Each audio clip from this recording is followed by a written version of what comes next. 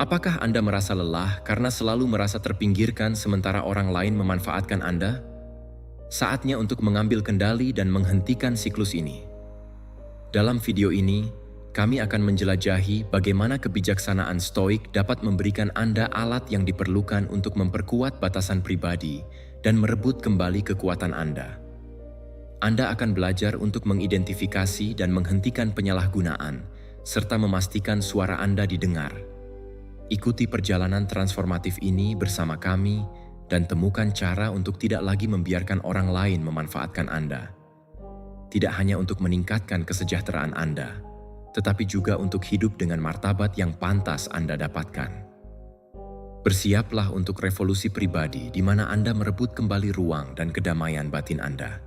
Nomor 1. Jangan percaya orang lain secara membabi buta.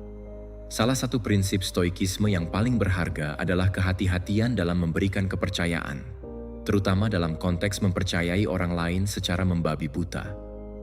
Kita tidak boleh memberikan kepercayaan kita tanpa terlebih dahulu mengevaluasi dengan cermat karakter dan tindakan orang-orang di sekitar kita.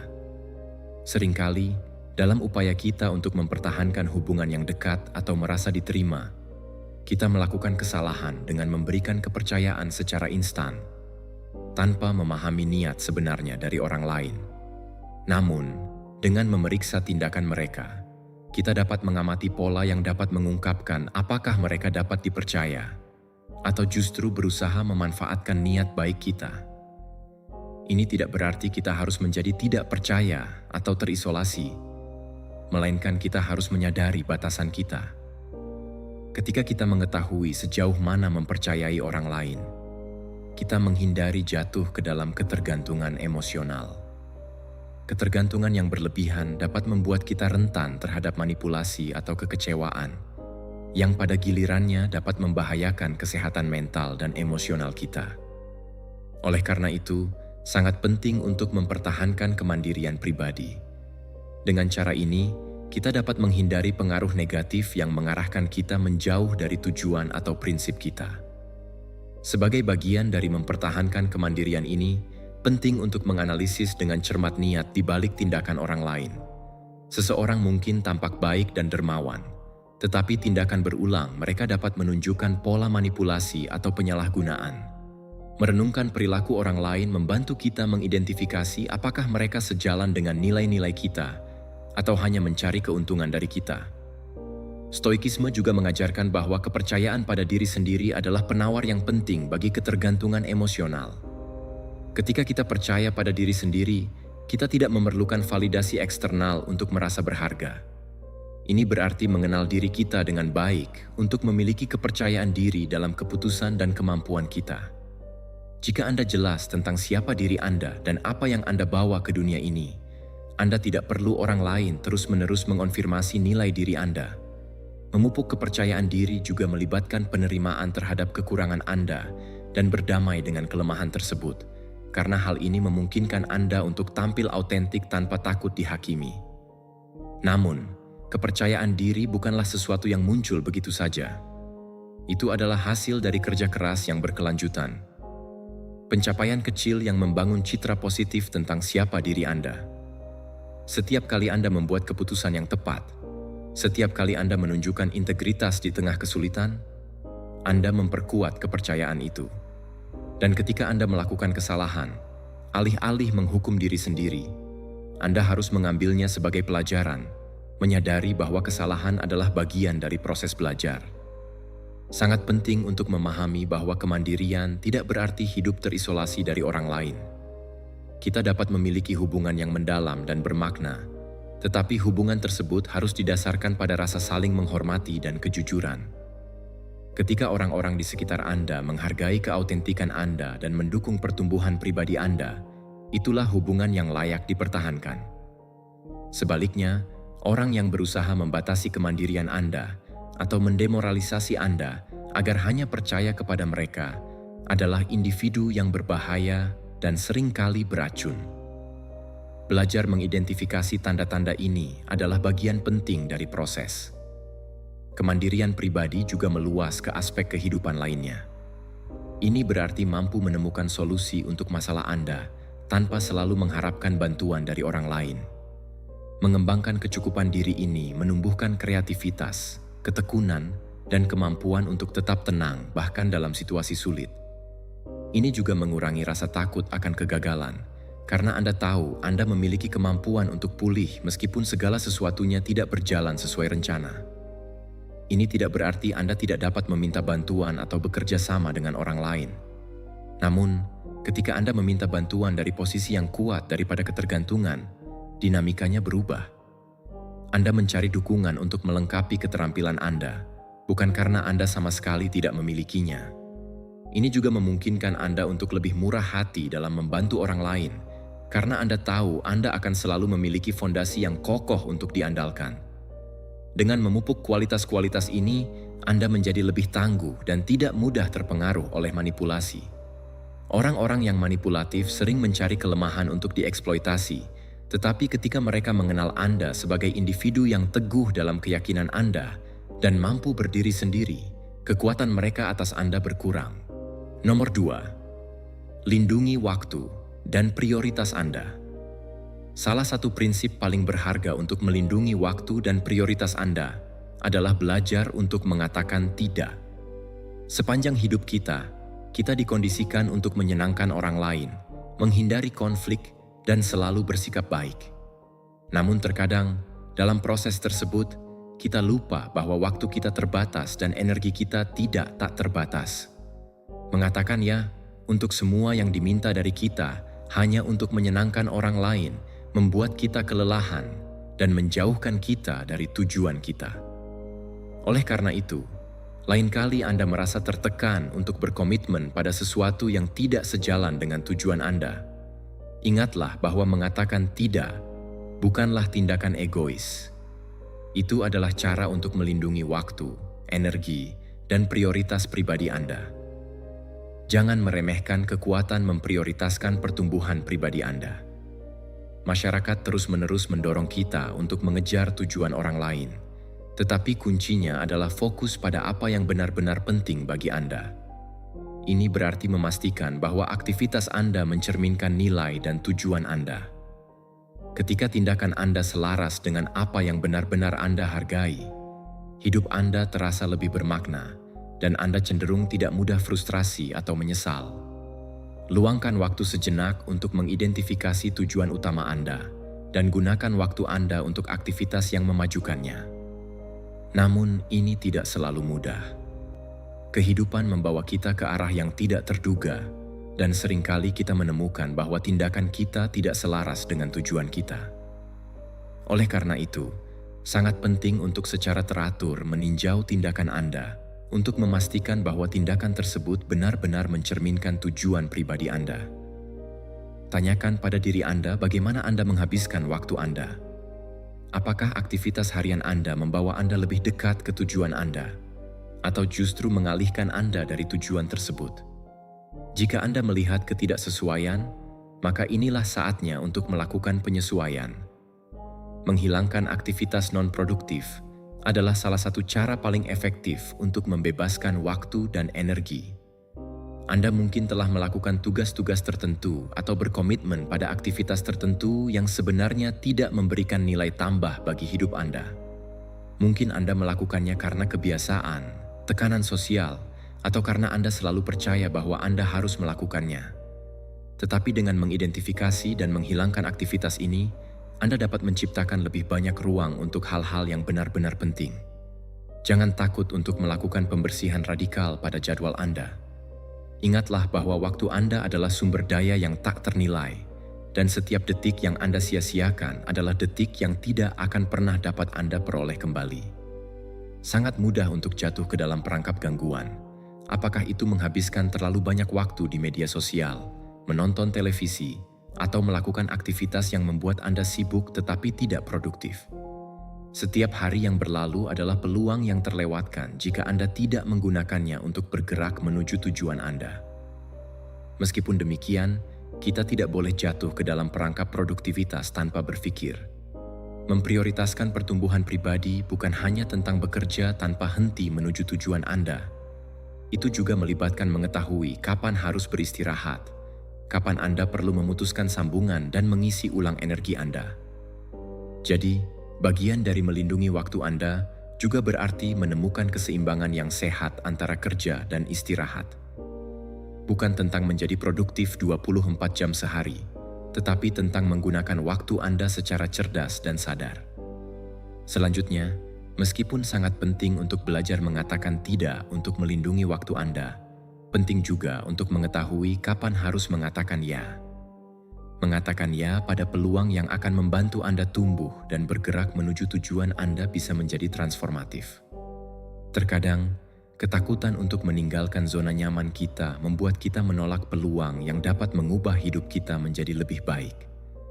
Evaluasi dengan hati-hati setiap peluang yang datang kepada Anda, dan pastikan peluang tersebut sesuai dengan prioritas Anda. Pada akhirnya, tujuannya adalah untuk menjalani kehidupan yang terasa otentik bagi Anda, yang selaras dengan nilai dan tujuan Anda. Jangan biarkan ekspektasi orang lain mendikte bagaimana Anda harus menggunakan waktu Anda. Anda memiliki hak untuk menetapkan prioritas Anda sendiri dan melindunginya dari pengaruh eksternal. Dengan melakukan itu, Anda akan menyadari bahwa Anda memiliki lebih banyak waktu dan energi untuk berinvestasi dalam hal-hal yang benar-benar penting. Aspek penting lainnya dalam melindungi waktu Anda adalah mengelilingi diri Anda dengan orang-orang yang menghormati prioritas Anda. Ada individu yang akan mencoba memanipulasi Anda untuk menginvestasikan waktu Anda untuk kepentingan mereka sendiri. Belajar mengenali orang-orang ini dan menetapkan batasan yang jelas adalah fundamental. Ketika Anda mengelilingi diri Anda dengan orang-orang yang menghormati waktu Anda dan mendukung pertumbuhan pribadi Anda, hidup Anda menjadi lebih kaya dan lebih bermakna. Stoikisme mengajarkan bahwa kita harus mengendalikan waktu dan tindakan kita. Kita tidak dapat mengendalikan semua keadaan hidup kita, tetapi kita dapat memutuskan bagaimana menanggapi keadaan tersebut. Melindungi waktu dan prioritas Anda melibatkan pengambilan tanggung jawab atas keputusan Anda dan mengambil tindakan sadar yang selaras dengan tujuan Anda. Ini memungkinkan Anda untuk hidup dengan tujuan dan memiliki kepuasan mengetahui bahwa setiap hari Anda bergerak menuju kemana Anda benar-benar ingin pergi. Selain itu, dengan melindungi waktu dan prioritas Anda menjadi contoh bagi orang lain, menginspirasi mereka untuk melakukan hal yang sama dan lebih sadar akan bagaimana mereka menghabiskan waktu mereka. Hidup dengan cara ini menciptakan efek positif pada lingkungan Anda, karena orang-orang terdekat Anda juga akan mulai merenungkan prioritas mereka sendiri dan menetapkan batasan yang sehat. Kuncinya adalah jujur pada diri sendiri tentang apa yang benar-benar ingin Anda capai. Mungkin Anda telah mengejar tujuan yang, setelah dianalisis lebih dekat, sebenarnya bukan milik Anda, tetapi ekspektasi yang dipaksakan oleh orang lain kepada Anda. Ini dapat membawa Anda pada kehidupan yang penuh dengan komitmen yang tidak memuaskan. Ketika Anda mengambil kendali atas waktu Anda dan secara sadar memutuskan bagaimana menginvestasikannya, Anda dapat mulai menjalani kehidupan yang mencerminkan keinginan dan tujuan Anda sendiri. Dalam proses ini, akan ada saat-saat ketika Anda merasa kewalahan oleh tuntutan orang lain. Adalah wajar untuk ingin menyenangkan orang yang Anda pedulikan, tetapi ingatlah bahwa waktu Anda adalah sumber daya yang terbatas. Tidak mungkin menyenangkan semua orang sambil mempertahankan keseimbangan Anda sendiri. Dari waktu ke waktu, Anda harus membuat keputusan sulit yang mungkin tidak populer, tetapi diperlukan untuk melindungi kesejahteraan dan pertumbuhan pribadi Anda. Singkatnya, melindungi waktu dan prioritas Anda adalah tindakan mencintai diri sendiri. Itu membutuhkan keberanian untuk mengatakan tidak ketika diperlukan dan kebijaksanaan untuk mengatakan ya pada apa yang benar-benar penting. Dengan mempertahankan fokus ini, Anda menjadi penguasa waktu Anda daripada budak ekspektasi dan tuntutan orang lain. Jadi, lain kali Anda merasa tergoda untuk berkomitmen pada sesuatu yang tidak sesuai dengan tujuan Anda, ingatlah bahwa setiap kata tidak yang Anda ucapkan adalah kata ya untuk diri sendiri dan prioritas Anda sendiri. Kembangkan kebiasaan ini dan saksikan bagaimana hidup Anda berubah. Anda mulai merasa lebih tenang, kurang stres, dan lebih fokus pada tujuan Anda.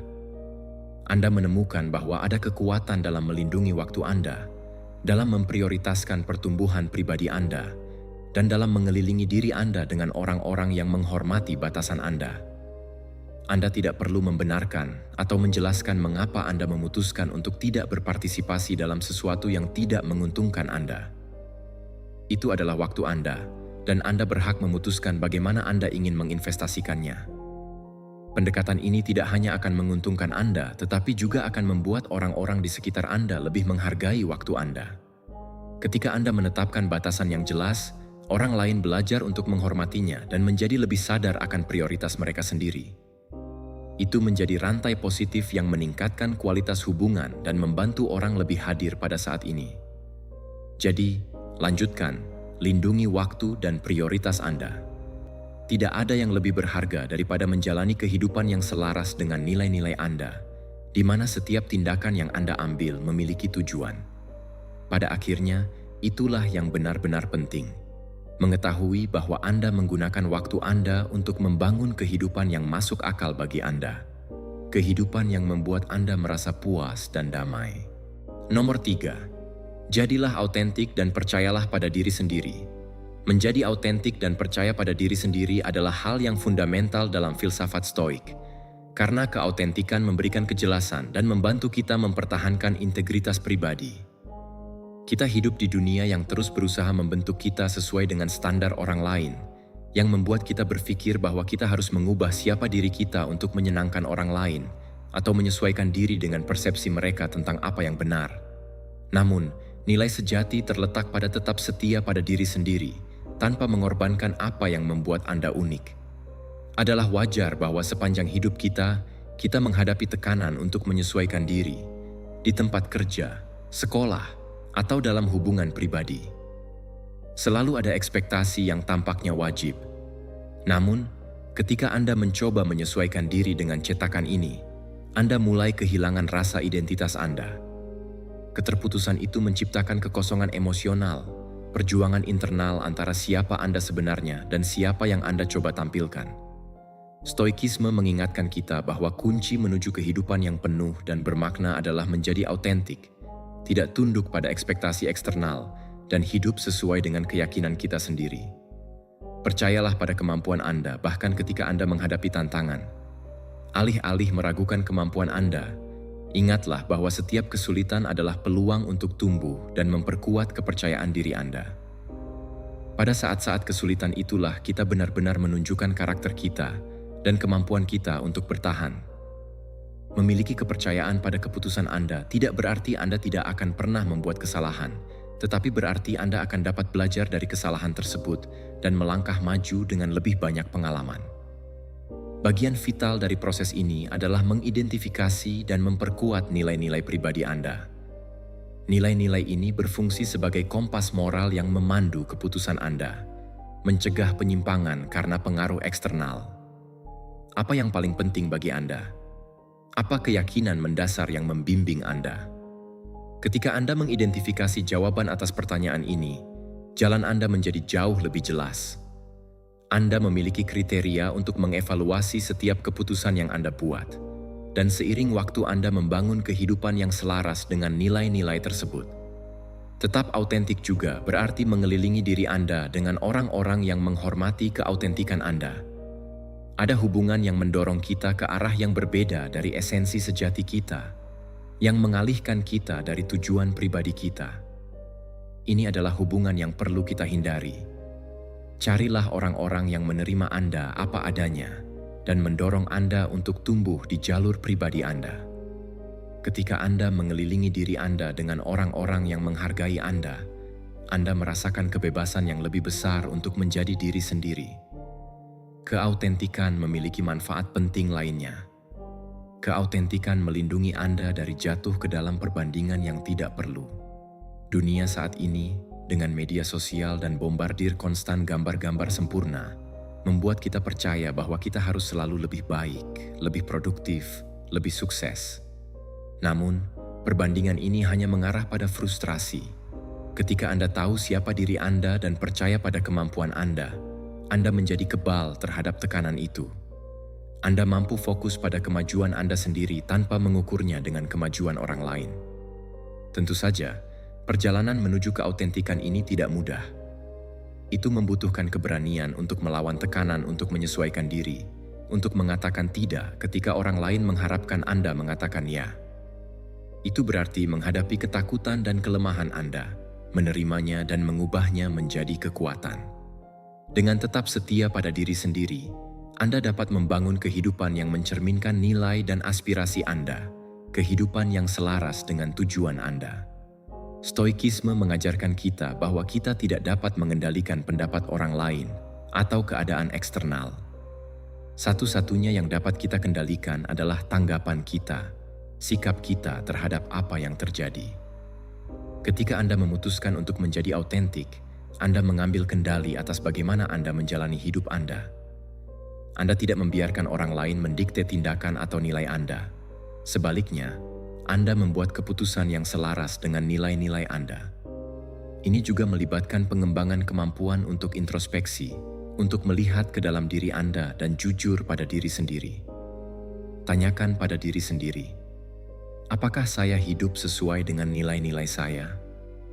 Apakah saya membuat keputusan yang mencerminkan diri saya yang sebenarnya? Refleksi diri yang konstan ini memungkinkan Anda untuk tetap pada jalur dan menyesuaikan jalan Anda ketika diperlukan. Keautentikan bukanlah keadaan statis, itu adalah perjalanan yang berkelanjutan. Percayalah pada kemampuan Anda dan kapasitas Anda untuk mengatasi tantangan. Kepercayaan diri tidak muncul begitu saja. Itu dibangun seiring waktu melalui kemenangan-kemenangan kecil yang mengkonfirmasi nilai Anda. Setiap kali Anda membuat keputusan sulit dan terus melangkah, setiap kali Anda mengatasi rintangan, Anda memperkuat kepercayaan diri itu. Bahkan ketika Anda membuat kesalahan, jangan terlalu keras pada diri sendiri. Kesalahan adalah bagian dari proses pertumbuhan. Itu adalah pelajaran berharga yang membantu Anda menyempurnakan jalan Anda. Pertahankan perspektif realistis tentang diri Anda. Kepercayaan diri tidak berarti menjadi sombong atau berpikir Anda kebal. Itu berarti mengetahui kekuatan dan kelemahan Anda, menerima siapa diri Anda, dan bekerja untuk terus meningkat. Ketika Anda memiliki kepercayaan diri yang seimbang ini, Anda tidak memerlukan validasi orang lain untuk merasa baik tentang diri Anda. Anda merasa damai dengan diri Anda sendiri, dan mampu membuat keputusan tanpa tekanan untuk menyenangkan orang lain. Menjadi autentik juga berarti menerima bahwa tidak semua orang akan memahami atau menyetujui Anda, dan itu tidak apa-apa. Anda tidak membutuhkan persetujuan semua orang. Orang-orang yang benar-benar penting akan menghargai keautentikan Anda dan menghormati Anda karenanya. Pada akhirnya, yang paling penting adalah Anda hidup sesuai dengan nilai-nilai Anda sendiri, bukan nilai-nilai orang lain. Ketika Anda percaya pada diri sendiri, Anda menjadi lebih tahan terhadap kesulitan. Masalah dapat muncul kapan saja, tetapi Anda tidak akan hancur karena Anda memiliki fondasi yang kokoh dalam kemampuan Anda sendiri. Anda tahu bahwa apapun yang terjadi, Anda mampu menemukan solusi. Ketahanan ini memungkinkan Anda untuk menghadapi dunia dengan sikap yang lebih positif, mengetahui bahwa setiap tantangan hanyalah satu langkah lagi menuju pertumbuhan pribadi Anda. Terakhir, keautentikan memberi Anda rasa kepuasan yang mendalam. Ada kedamaian yang datang dari hidup sesuai dengan diri Anda yang sebenarnya, dari mengetahui bahwa setiap hari Anda bergerak menuju tujuan Anda sendiri. Anda membebaskan diri dari beban perbandingan, dari kebutuhan untuk mengesankan orang lain, dan Anda dapat menikmati jalan Anda sendiri. Setiap pencapaian kecil terasa lebih signifikan karena Anda tahu itu mencerminkan usaha dan komitmen Anda. Jadi teruslah bekerja pada keautentikan Anda, pada kepercayaan pada kemampuan Anda, dan pada mengelilingi diri Anda dengan orang-orang yang menghormati esensi Anda. Tidak ada satu jalan menuju kesuksesan, dan apa yang berhasil untuk orang lain mungkin tidak cocok untuk Anda. Teruslah mencari, bereksperimen, dan menyesuaikan sampai Anda menemukan keseimbangan yang paling baik untuk Anda. Nomor 4. Kelola ekspektasi. Mengelola ekspektasi adalah hal yang fundamental dalam setiap diskusi mengenai stoikisme. Seringkali, sumber penderitaan terbesar kita berasal dari ekspektasi yang tidak realistis yang kita tetapkan untuk diri kita sendiri atau untuk orang lain. Kegagalan untuk mencapai tujuan kita atau melihat bahwa hidup tidak berjalan seperti yang kita harapkan dapat menghasilkan frustrasi yang luar biasa. Namun, kaum Stoik, dengan kebijaksanaan mendalam mereka, mengajarkan bahwa sebagian besar penderitaan itu dapat dihindari dengan perubahan perspektif yang sederhana. Memiliki ekspektasi yang realistis sangatlah penting. Ini berarti mengetahui keterbatasan kita, memahami konteks, dan menyadari bahwa tidak semuanya akan selalu berada di bawah kendali kita. Jika kita bercita-cita pada tujuan yang mustahil, kita akan gagal dan merasa terkalahkan. Jika kita memproyeksikan ekspektasi kita pada orang lain, kita berisiko tidak terpenuhi dan akhirnya kecewa. Namun, dengan memahami keterbatasan kita sendiri dan keterbatasan orang lain, kita dapat menetapkan tujuan yang dapat dicapai dan membangun hubungan yang lebih sehat. Ini tidak berarti kita harus berhenti bercita-cita pada hal-hal besar atau pasrah pada kehidupan yang biasa-biasa saja.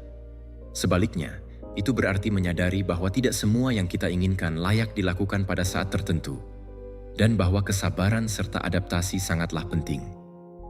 Kita dapat berharap yang terbaik, tetapi kita harus bersiap untuk yang tidak terduga. Misalnya, jika Anda mengerjakan proyek yang sangat kompleks, bijaksana untuk merencanakan dengan mempertimbangkan tujuan yang dapat dicapai, sambil juga menyadari bahwa akan ada faktor-faktor yang tidak terduga. Dengan demikian, jika segala sesuatunya tidak berjalan seperti yang diharapkan, Anda tidak akan hancur. Sebaliknya, Anda dapat menyesuaikan rencana Anda dan melanjutkan dengan perspektif yang realistis. Jika sebaliknya, Anda menempatkan semua ekspektasi Anda pada satu hasil, Anda akan merasa putus asa ketika hasilnya berbeda dari yang Anda bayangkan. Proses mengelola ekspektasi juga memungkinkan kita untuk meminimalkan frustrasi. Alih-alih berpegang teguh pada gagasan kaku tentang bagaimana seharusnya segala sesuatu, kita dapat belajar menerima bahwa jalan memutar adalah bagian dari perjalanan. Orang yang mengelola ekspektasi mereka dengan baik tidak membiarkan komplikasi kecil sehari-hari mempengaruhi mereka secara tidak proporsional. Sebaliknya, mereka beradaptasi, memecahkan masalah, dan melanjutkan hidup. Rasa syukur adalah elemen kunci dalam proses ini. Dengan berfokus pada apa yang telah kita miliki, alih-alih terobsesi dengan apa yang kurang, kita dapat menemukan kedamaian batin yang tidak terikat pada keadaan eksternal. Rasa syukur tidak berarti kepuasan diri. Sebaliknya, rasa syukur adalah pengingat konstan bahwa hidup menawarkan banyak hal untuk disyukuri. Bahkan di tengah tantangan, selalu ada sesuatu yang positif untuk dikenali. Pendekatan ini menjaga perspektif kita tetap positif dan membantu kita melihat kehidupan dari sudut yang lebih tenang. Memupuk sikap bersyukur juga mengubah hubungan kita dengan orang lain. Alih-alih berfokus pada apa yang tidak dilakukan orang lain untuk kita menghargai usaha mereka dan menjadi lebih pengertian. Rasa syukur adalah penawar kebencian dan memungkinkan kita membangun hubungan yang lebih kuat. Aspek penting lainnya dari mengelola ekspektasi adalah memahami apa yang dapat dan tidak dapat kita ubah. Kaum Stoa sangat percaya pada pemfokusan energi kita pada apa yang berada dalam kendali kita. Pikiran, tindakan, dan respons kita adalah domain di mana kita memiliki tingkat pengaruh yang tinggi.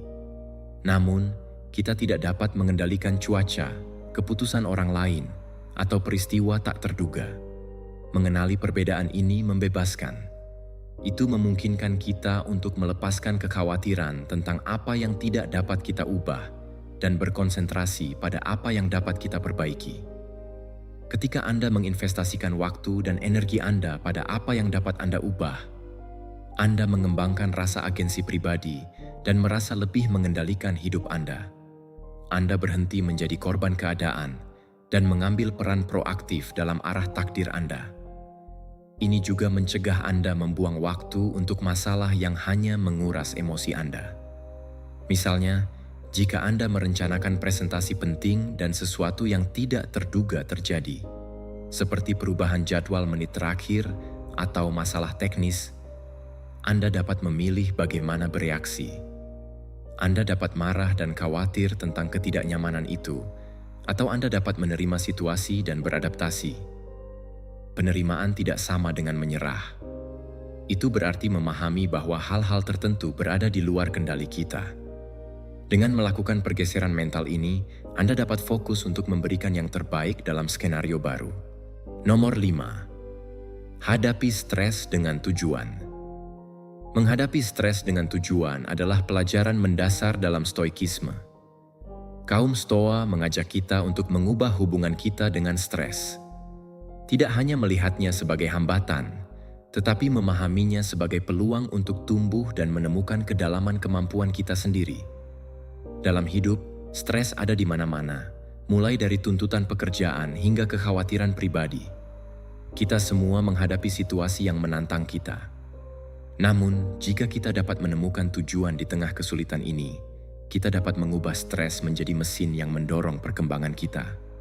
Ketika kita menghadapi tantangan, besar atau kecil, sangat penting untuk mengingat bahwa kesulitan itu dapat menawarkan pelajaran berharga. Setiap saat kesulitan adalah peluang untuk belajar tentang diri kita sendiri, kekuatan kita, dan area yang perlu ditingkatkan.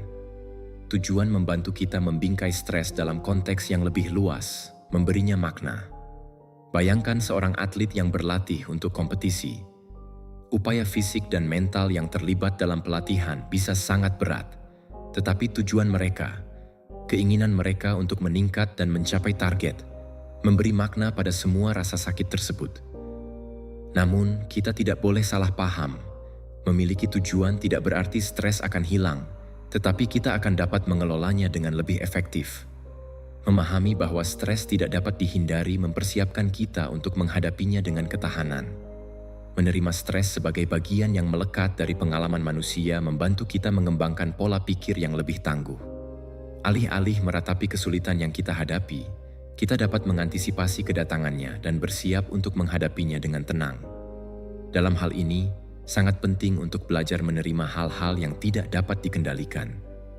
Stoikisme menekankan pentingnya membedakan antara apa yang dapat kita ubah dan apa yang berada di luar kendali kita. Misalnya, jika Anda ketinggalan pesawat karena masalah transportasi umum, Anda dapat marah, mengutuk sistem, dan merasa frustrasi, tetapi pada akhirnya tidak ada yang akan mengubah fakta bahwa Anda ketinggalan pesawat. Tujuan juga berfungsi sebagai motivasi konstan. Ketika Anda memiliki tujuan yang kuat, sesuatu yang menginspirasi Anda untuk terus maju, Anda menjadi orang yang lebih tangguh, mampu tetap fokus selama masa-masa sulit. Dalam kehidupan sehari-hari, Anda dapat menemukan tujuan yang jelas yang membantu Anda melihat stres dari perspektif yang lebih luas. Stoikisme tidak menyarankan bahwa kita harus meminimalkan stres atau mengabaikan efeknya pada kesehatan mental kita. Sebaliknya, Stoikisme mendorong kita untuk menerima keberadaan stres sebagai bagian alami dari kehidupan, untuk menghadapinya dengan pikiran yang tenang, dan menemukan di dalamnya peluang untuk bertumbuh. Pada akhirnya, tujuan dan penerimaan stres sebagai hal yang tak terhindarkan membawa kita ke tempat kedamaian batin. Nomor 6. Membangun pola pikir yang tangguh.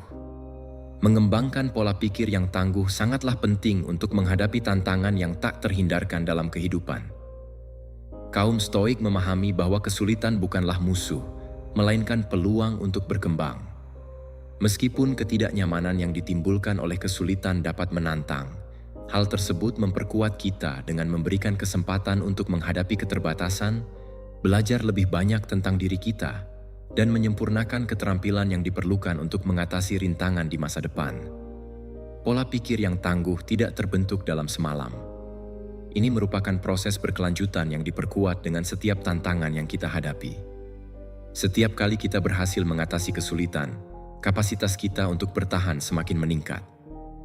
Anggaplah proses ini sebagai pembentukan baju zirah yang semakin kuat seiring waktu. Setiap pertempuran mempersiapkan kita lebih baik untuk pertempuran berikutnya. Mengakui bahwa hidup dipenuhi dengan pasang surut membantu kita untuk tetap tenang di tengah badai.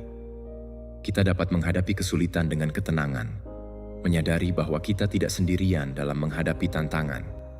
Stoikisme mengingatkan kita bahwa setiap manusia menghadapi rintangan dan alih-alih merasa kasihan pada diri sendiri, kita perlu memahami bahwa kesulitan merupakan bagian dari jalinan kehidupan.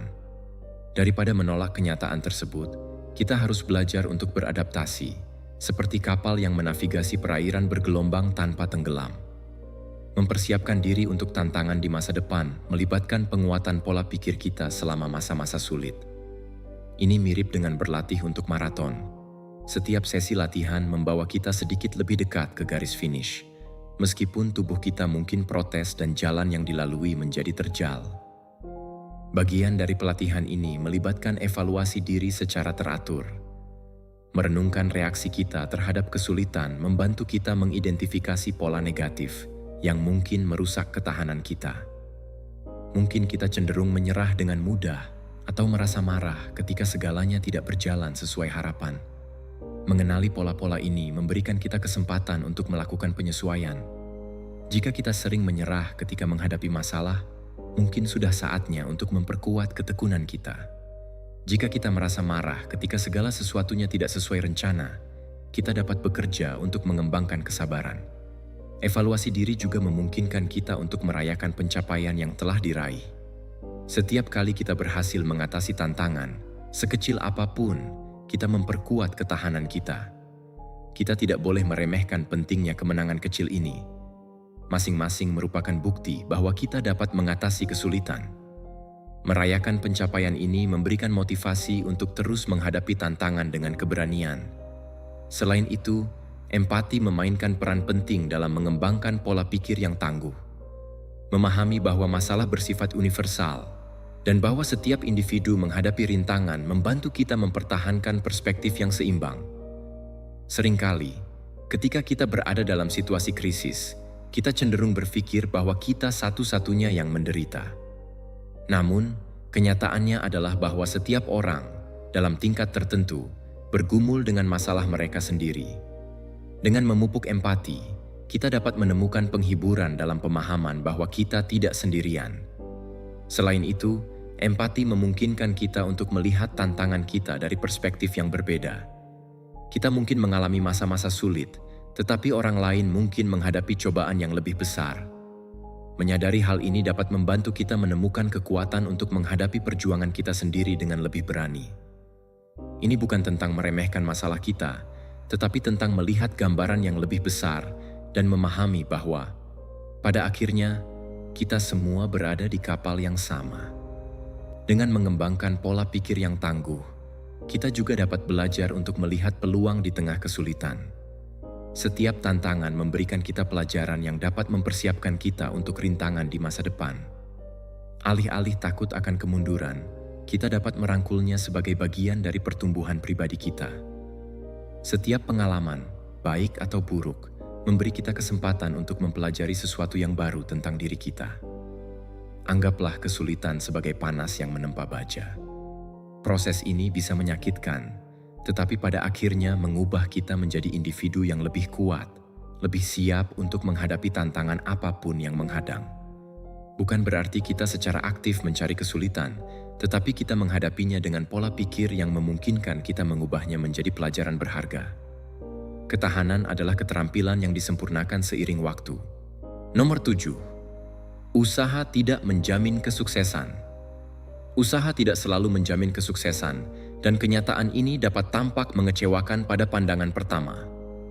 Kita telah terbiasa dengan gagasan bahwa jika kita bekerja keras, segala sesuatunya akan berjalan sesuai harapan.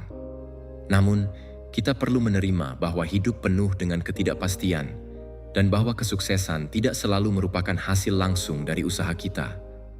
Stoikisme mengajarkan kita untuk menghadapi kenyataan ini dengan pola pikir yang tangguh, memahami bahwa kerja keras adalah syarat yang diperlukan, tetapi tidak selalu cukup untuk mencapai tujuan kita. Ketika dihadapkan pada ketidakpastian, kita harus ingat bahwa proses itu sendiri memiliki nilai yang luar biasa. Disiplin yang kita kembangkan melalui usaha yang konsisten membentuk kita menjadi individu yang lebih kuat dan lebih tekun. Meskipun frustasi untuk tidak melihat hasil yang langsung, setiap langkah maju adalah batu bata yang membangun ketekunan kita. Belajar untuk menghargai proses lebih dari hasil mempersiapkan kita untuk ketahanan, karena kita fokus pada pertumbuhan dan pelajaran yang diperoleh daripada terobsesi pada hasil yang mungkin atau mungkin tidak tercapai. Di sisi lain, kemalasan jelas menjauhkan kita dari kesuksesan. Menghindari pekerjaan dan menunda tanggung jawab membawa kita ke jalan buntu. di mana kegagalan menjadi satu-satunya tujuan yang mungkin. Ini tidak berarti kita harus menghindari istirahat. Istirahat diperlukan untuk mengisi ulang energi kita. Namun, ada perbedaan yang jelas antara istirahat yang disengaja dan kelambanan yang disebabkan oleh kurangnya kemauan. Menemukan keseimbangan antara berusaha mencapai tujuan kita dan memahami bahwa hasil seringkali membutuhkan waktu sangatlah penting. Keseimbangan ini sulit dicapai, terutama ketika masyarakat kita menghargai kesuksesan instan dan membombardir kita dengan gambaran pencapaian yang cepat. Namun, jika kita tetap terobsesi dengan hasil, kita berisiko kehilangan pandangan akan tujuan di balik usaha kita. Salah satu kunci untuk mempertahankan ketekunan adalah dengan fokus pada proses. Setiap usaha dan dedikasi memiliki nilai intrinsik, terlepas dari hasil akhirnya. Jika kita terobsesi dengan tujuan, kita mungkin mengabaikan pelajaran berharga yang kita peroleh di sepanjang jalan. Setiap tantangan yang diatasi, setiap langkah kecil ke depan, mempersiapkan kita untuk menghadapi rintangan di masa depan dengan keberanian yang lebih besar. Stoikisme mengingatkan kita bahwa kegagalan adalah bagian dari proses. Kita tidak boleh takut akan kegagalan, tetapi memahaminya sebagai peluang untuk belajar dan memperbaiki diri. Bahkan ketika usaha kita tidak membuahkan hasil yang langsung, kita harus terus bertahan. Ketekunan adalah perbedaan antara mereka yang menyerah pada rintangan pertama dan mereka yang akhirnya mencapai tujuan mereka. Kemunduran tidak boleh dipandang sebagai tanda bahwa kita berada di jalur yang salah, tetapi sebagai pelajaran yang mempersiapkan kita untuk sukses di masa depan. Kegagalan juga mengajarkan kita untuk menyesuaikan ekspektasi dan menjadi lebih fleksibel dalam pendekatan kita. Terkadang strategi yang telah kita investasikan waktu dan energi tidak berhasil. Alih-alih merasa putus asa, kita harus belajar untuk mengubah arah dan mencoba metode yang berbeda. Beradaptasi adalah bagian penting dari proses, karena memungkinkan kita menemukan solusi kreatif untuk masalah. Selain itu, kita harus ingat bahwa kesuksesan bukanlah konsep universal. Setiap individu memiliki definisi sukses mereka sendiri. Bagi sebagian orang, kesuksesan mungkin diukur dengan memiliki pekerjaan dengan gaji yang baik. Bagi yang lain, mungkin terletak pada membangun hubungan yang bermakna atau menemukan tujuan dalam hidup. Berpegang pada definisi sukses kita sendiri memungkinkan kita untuk mempertahankan motivasi, bahkan ketika menghadapi kemunduran. Pada akhirnya, usaha tidak menjamin kesuksesan, tetapi menjamin pertumbuhan pribadi. Setiap usaha yang kita lakukan, setiap hari yang kita habiskan untuk bekerja menuju tujuan kita, menjadikan kita individu yang lebih kuat dan lebih tekun. Jalannya mungkin penuh dengan rintangan, tetapi kepuasan mengetahui bahwa kita telah memberikan yang terbaik tidak ternilai harganya. Kita tidak dapat mengendalikan hasil, tetapi kita dapat mengendalikan pendekatan dan sikap kita terhadap usaha. Memilih untuk melihat setiap hari sebagai peluang untuk meningkat, daripada terobsesi pada kesuksesan instan, memungkinkan kita untuk hidup dengan lebih tenang dan penuh tujuan. Kepuasan yang datang dari mengetahui bahwa kita bergerak maju meskipun lambat, memberi kita kekuatan untuk bertahan dalam proses.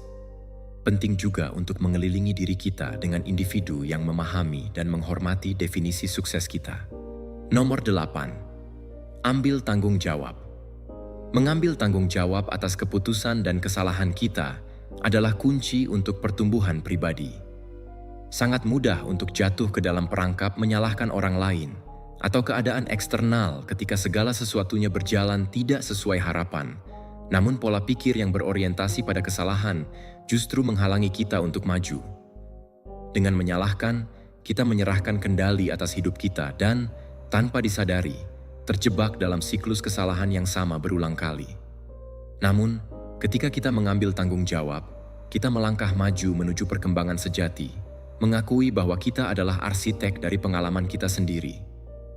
Evaluasi diri yang jujur, disertai dengan akuntabilitas, adalah fondasi pertumbuhan yang berarti. Ini melibatkan pemeriksaan pribadi yang ketat dan tulus untuk mengidentifikasi kesalahan yang telah kita buat, serta keputusan yang membawa kita ke sana. Proses ini mungkin tidak nyaman, tetapi penting untuk evolusi kita, karena memberikan kejelasan untuk mengidentifikasi pola negatif dalam perilaku kita. Pola-pola ini, jika tidak dikenali, dapat berubah menjadi kebiasaan destruktif yang menyabotase kemajuan kita. Dengan mengidentifikasi siklus negatif ini, kita dapat menyusun rencana proaktif untuk memperbaikinya. Kuncinya adalah mengatasi satu kelemahan pada satu waktu. Rencana ini mungkin mencakup mengganti kebiasaan berbahaya dengan kebiasaan yang lebih positif, mempraktikkan keterampilan baru, atau menyesuaikan pola pikir kita agar tidak terjebak dalam rasa mengasihani diri sendiri. Ini bukan tentang mengubah segalanya dalam semalam, tetapi tentang berkomitmen pada pendekatan perbaikan yang berkelanjutan. Akuntabilitas juga berarti belajar untuk tidak membuat alasan. Terkadang, ketika segala sesuatunya tidak berjalan sesuai harapan, kita mencoba mencari pembenaran untuk menghindari menerima kesalahan. Meskipun tampaknya ini adalah strategi yang nyaman untuk mengurangi beban emosional dalam jangka pendek, pada akhirnya hal ini hanya membuat kita terjebak dan menghalangi kita untuk belajar dari kesalahan kita. Kita harus melihat kekurangan kita bukan sebagai hukuman mati, tetapi sebagai peluang untuk berubah dan berkembang. Dalam proses mengambil tanggung jawab ini, penting untuk bersikap berbelas kasih pada diri sendiri. Kritik diri tidak boleh berubah menjadi penghancuran diri. Membuat kesalahan adalah bagian dari menjadi manusia, dan belajar darinya adalah cara kita maju. Jika kita menghukum diri sendiri secara berlebihan karena kegagalan kita terjebak dalam rasa mengasihani diri sendiri dan kehilangan momentum untuk memperbaiki diri. Sebaliknya, kita harus menemukan keseimbangan antara kritik diri dan belas kasih diri, menggunakan keduanya sebagai pendorong menuju perubahan yang berarti. Menerima tanggung jawab juga berarti memaafkan diri sendiri. Meskipun penting untuk mempertahankan standar tinggi untuk perilaku kita, terjebak dalam kesalahan berlebihan hanya menjauhkan kita dari tujuan perbaikan. Itu mencegah kita untuk mengakui pencapaian yang telah kita raih sejauh ini dan menjebak kita dalam siklus kritik diri yang merusak harga diri kita. Untuk menghindari ini, kita harus bersikap adil terhadap diri kita sendiri, mengakui kesalahan kita, tetapi juga menghargai usaha dan perbaikan yang telah kita capai. Demikian pula, pendekatan ini membantu kita mengembangkan rencana untuk memperbaiki kesalahan. Ini bukan tentang menyusun daftar panjang dan rumit tentang hal-hal yang harus diubah segera, tetapi tentang pendekatan praktis untuk menghadapi setiap tantangan. Idenya adalah mengidentifikasi pola destruktif, memodifikasi perilaku yang merugikan, dan yang terpenting, menggantinya dengan kebiasaan yang lebih sehat. Ini dapat melibatkan menantang pikiran yang tidak rasional, meningkatkan keterampilan komunikasi kita, atau mengelilingi diri kita dengan orang-orang yang mencerminkan nilai-nilai yang kita inginkan. Dengan melakukan ini, kita menciptakan siklus positif alih-alih siklus sabotase diri. Kita mulai melihat kesalahan sebagai peluang untuk belajar, di mana setiap langkah yang salah membimbing kita menuju pemahaman yang lebih dalam tentang diri kita. Alih-alih menghindari tanggung jawab, kita merangkulnya sebagai alat untuk memahami motivasi, tindakan, dan dampaknya terhadap lingkungan kita. Evaluasi diri juga memungkinkan kita untuk mengenali bagaimana tindakan kita mempengaruhi orang lain. Mengambil tanggung jawab tidak hanya tentang perbaikan untuk keuntungan diri sendiri, tetapi juga tentang menyadari bagaimana keputusan kita berdampak pada orang-orang di sekitar kita. Ini menumbuhkan empati dan memotivasi kita untuk berusaha lebih baik, baik untuk diri kita sendiri maupun untuk orang lain. Pada akhirnya, mengambil tanggung jawab sangat penting untuk mencapai pertumbuhan pribadi yang sejati. Nomor 9, perkuat harga diri Anda. Perkuat harga diri Anda dengan menetapkan batasan yang jelas dan tidak mentolerir perilaku negatif. Ada orang dan situasi yang dapat mempengaruhi persepsi diri kita. Baik itu komentar yang meremehkan, kritik yang menghancurkan, atau individu yang tidak menghormati nilai dan batasan kita. Kuncinya adalah mengidentifikasi dan menolak pengaruh ini untuk melindungi kesehatan mental kita. Dengan tetap berada di lingkungan yang positif yang menumbuhkan rasa saling menghormati, kita dapat menumbuhkan harga diri yang lebih kuat. Menerima diri kita sendiri dengan segala kebajikan dan kekurangan adalah fundamental untuk harga diri yang kuat. Tidak ada yang sempurna, dan kita semua memiliki area di mana kita perlu memperbaiki diri. Menerima kelemahan kita memungkinkan kita untuk mengatasinya dengan lebih penuh belas kasih dan memotivasi kita untuk menjadi lebih baik. Pada saat yang sama, kita harus mengenali kekuatan dan bakat kita, serta menghargai apa yang membuat kita unik. Penerimaan diri ini adalah proses yang berkelanjutan, tetapi merupakan pilar penting dari harga diri. Afirmasi positif adalah alat yang ampuh untuk memperkuat nilai diri Anda. Dengan mempraktikkan afirmasi positif setiap hari, Anda dapat secara bertahap mengubah cara Anda memandang diri sendiri. Gantikan pikiran negatif dengan pernyataan yang menyoroti kebajikan, kemampuan, dan pencapaian Anda. Ini mungkin tampak aneh pada awalnya, tetapi seiring waktu, afirmasi ini membentuk kembali pola pikir Anda dan membantu Anda mengembangkan pandangan yang lebih optimis dan berdaya tentang diri Anda. Mengelilingi diri Anda dengan orang-orang positif yang menghargai keautentikan Anda dan membawa energi positif sangat penting untuk harga diri Anda. Orang-orang yang kita asosiasikan sangat mempengaruhi persepsi diri kita. Jika Anda mengelilingi diri Anda dengan orang-orang yang mendukung dan mendorong Anda akan merasa terinspirasi untuk mencapai tujuan Anda. Hindari mereka yang terus-menerus meremehkan pencapaian Anda atau membuat Anda merasa tidak cukup. Lingkaran sosial Anda harus menjadi tempat di mana Anda dapat mengekspresikan diri tanpa takut dihakimi. Penting untuk merenungkan area yang mempengaruhi nilai diri Anda. Seringkali, harga diri yang rendah berasal dari membandingkan diri kita dengan orang lain atau dari ekspektasi yang tidak realistis yang kita tetapkan pada diri kita sendiri. Belajarlah untuk mengidentifikasi pola-pola ini agar dapat melawan pikiran negatif dan menggantinya dengan pola pikir yang lebih sehat. Ingatlah bahwa nilai Anda tidak diukur dengan standar orang lain, tetapi oleh bagaimana Anda berusaha mencapai tujuan Anda sendiri. Orang-orang di sekitar Anda dapat menjadi cerminan bagaimana Anda memandang diri sendiri. Jika Anda terus-menerus menemukan diri Anda di lingkungan di mana kontribusi Anda tidak dihargai, tanyakan pada diri sendiri apakah ini mempengaruhi harga diri Anda. Tidak selalu mudah untuk memutuskan ikatan ini, tetapi penting untuk memprioritaskan kesejahteraan Anda. Temukan lingkungan yang menumbuhkan rasa hormat, empati, dan rasa syukur sehingga Anda dapat merasa dihargai dan dihormati. Harga diri juga menguat ketika Anda mengakui pencapaian Anda. Jangan menunggu kemenangan besar untuk memberi selamat kepada diri sendiri. Setiap langkah kecil berarti. Tetapkan tujuan yang dapat dicapai dan rayakan kemajuan Anda di sepanjang jalan menuju tujuan tersebut. Ini memperkuat gagasan bahwa Anda dapat mencapai hal-hal penting dengan usaha dan dedikasi, yang pada gilirannya meningkatkan kepercayaan diri dan nilai diri Anda. Jangan meremehkan kekuatan perawatan diri. Cara Anda merawat diri sendiri mencerminkan rasa hormat Anda pada diri sendiri. Lakukan hal-hal yang menyehatkan Anda secara fisik dan mental. Apakah itu berolahraga, membaca buku yang baik, bermeditasi, atau menikmati hobi?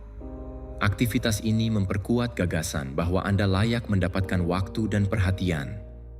Ini mengirimkan pesan positif ke pikiran Anda bahwa Anda berharga dan layak diperlakukan dengan kebaikan. Terakhir, praktikkan rasa syukur. Bersyukur atas hal-hal baik dalam hidup Anda, bahkan yang kecil, membantu mengalihkan fokus Anda dari apa yang kurang pada apa yang sudah Anda miliki. Ini dapat mengurangi perasaan tidak mampu dan mengingatkan Anda bahwa ada hal-hal berharga dalam hidup Anda yang tidak bergantung pada pengakuan orang lain. Rasa syukur adalah pengingat harian bahwa meskipun ada tantangan, masih banyak yang perlu disyukuri. Saat Anda memperkuat harga diri Anda akan melihat bahwa menjadi lebih mudah untuk menetapkan batasan, menerima siapa diri Anda, dan menemukan kegembiraan dalam kemajuan pribadi Anda. Meskipun mungkin memerlukan waktu untuk mengembangkan harga diri yang kokoh, usahanya sangat berharga karena akan memberikan Anda fondasi dari mana Anda dapat mencapai tujuan Anda dengan percaya diri. Nomor 10. Hindari membandingkan diri Anda dengan orang lain. Menghindari perbandingan diri dengan orang lain bisa menjadi tantangan di masyarakat saat ini. Kita terus-menerus terpapar pada sejumlah besar informasi melalui media sosial, televisi, dan media lainnya yang membombardir kita dengan gambaran kesuksesan, kekayaan, dan kecantikan. Sangat mudah untuk merasa tidak mampu ketika kita membandingkan diri kita dengan gambaran-gambaran ideal tersebut. Namun, kita harus ingat bahwa representasi ini belum tentu mencerminkan kenyataan. Perbandingan sosial pada dasarnya adalah jebakan yang menyebabkan kita lupa bahwa setiap individu memiliki jalan dan serangkaian keadaan yang unik. Masing-masing dari kita berada pada lintasan individu yang dipengaruhi oleh faktor-faktor seperti sejarah pribadi, keyakinan, nilai-nilai, dan peluang. Tidak ada dua orang yang memiliki keadaan yang sama persis, sehingga tidak adil untuk membandingkan diri kita dengan seseorang yang mungkin memiliki serangkaian tantangan atau keuntungan yang berbeda. Dengan menghormati jalan kita sendiri, kita belajar untuk menghargai perbedaan kita, berfokus pada kemajuan pribadi kita terlepas dari bagaimana penampilan kita dibandingkan dengan orang lain. Membandingkan diri kita dengan orang lain merampas kegembiraan dari kemajuan yang telah kita buat. Alih-alih mengakui kemenangan dan pencapaian kita fokus pada apa yang belum kita capai.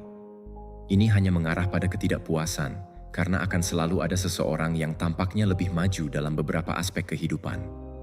Namun, ukuran sejati pertumbuhan kita seharusnya bukan bagaimana kita dibandingkan dengan orang lain, tetapi bagaimana kita berkembang relatif terhadap tujuan kita sendiri. Mari kita rayakan pencapaian kita, baik besar maupun kecil. Setiap langkah maju, setiap rintangan yang diatasi, setiap keterampilan baru yang dipelajari adalah kemajuan yang layak diakui. Jika kita berhenti untuk mengakui apa yang telah kita capai, kita menemukan motivasi baru untuk terus bergerak maju, tidak peduli seberapa jauh kita dari tujuan akhir. Pendekatan ini membantu kita menggeser pola pikir dari pola pikir kelangkaan ke pola pikir kelimpahan, di mana kita menghargai kemajuan berkelanjutan lebih dari pencapaian instan. Selanjutnya, sangat penting untuk membatasi penggunaan media sosial yang mendorong perbandingan dengan orang lain. Media sosial sering menampilkan versi yang disunting dari kehidupan orang-orang, di mana hanya momen-momen paling cemerlang yang dibagikan. Ini menciptakan kesan palsu tentang kesempurnaan yang membuat siapapun merasa tidak mampu. Dengan menyadari bahwa representasi ini bukanlah gambaran lengkap, kita dapat membebaskan diri dari tekanan untuk menyesuaikan diri dengan standar-standar tersebut dan mengingat bahwa cerita kita sama berharganya dengan cerita orang lain. Alih-alih membandingkan, kita dapat mengembangkan pola pikir pembelajaran dan apresiasi. Ketika kita melihat seseorang mencapai sesuatu yang kita cita-citakan, kita dapat menggunakannya sebagai inspirasi alih-alih merasa iri. Ini membantu kita mendekati orang lain dengan rasa syukur dan kerendahan hati, memahami bahwa setiap individu berada dalam perjuangan pribadinya masing-masing.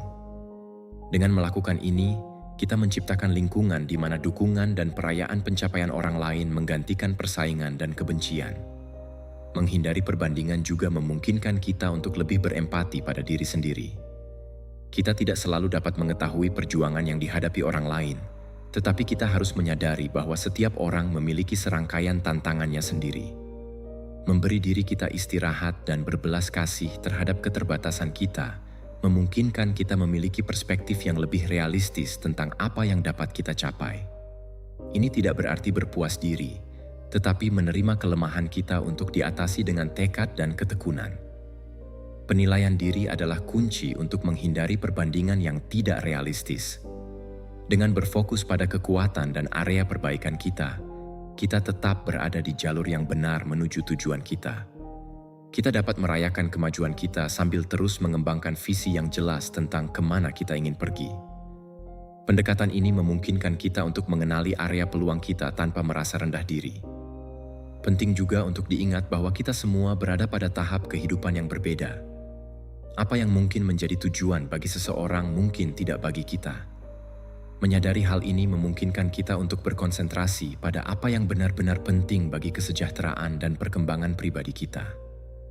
Seseorang mungkin sukses di area yang kita hargai, tetapi itu tidak mendefinisikan kita.